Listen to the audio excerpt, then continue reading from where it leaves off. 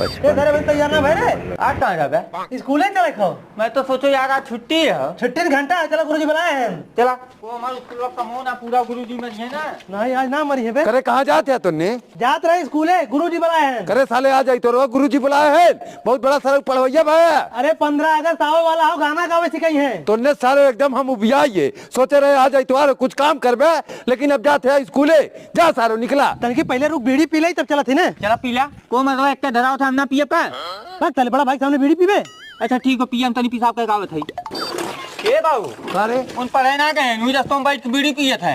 बीड़ी पियत हैं? हाँ चलो न सरो काज लातोन मुकोन खाचब हम। ये देखा बाबू बैठा है। करे साले बीड़ी बैठ के पियत है। नहीं बाबू ना पीत बीड़ी। जोड़ा चेक करा साले पहले। बाबू चेक कर हम ना पीत।